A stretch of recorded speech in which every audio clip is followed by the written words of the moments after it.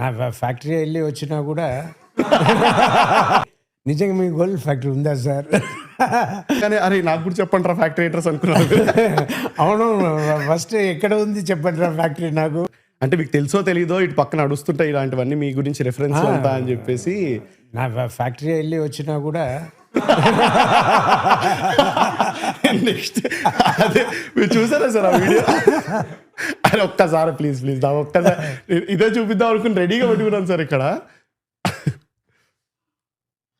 రాజశేఖర్ గారు గోడీల వ్యాపారంతో నెలకు ఎంత సంపాదిస్తారో తెలిసే మీ మత అయితే పోతుంది. అయితే రాజశేఖర్ గారికి 2-3 గోడీల ఫ్యాక్టరీలు ఉన్న విషయం మన అందరికీ తెలిసిందే. రాజశేఖర్ గారి ఫ్యాక్టరీలను 5-6 ఏళ్ల కిందనే పెట్టారు. అయితే రాజశేఖర్ గారిలో పనిచేసే వాళ్ళకు నెలకు 50 నుంచి 70 వేలు అయితే ఇస్తాడంట. అయితే రాజశేఖర్ గారు గోటీలు తయారు చేపించి బంగ్లాదేశ్ కు పైగా మన ఇండియా వాళ్ళకు అమ్ముతూ నెలకు 3 నుంచి 4 కోట్లు సంపాదిస్తున్నాడు. ఎలా నడుస్తుంది సార్ ఫ్యాక్టరీ? అదే ఇదేమిటమ్మా మాయ ఓ పక్క, ఇంకా ఈ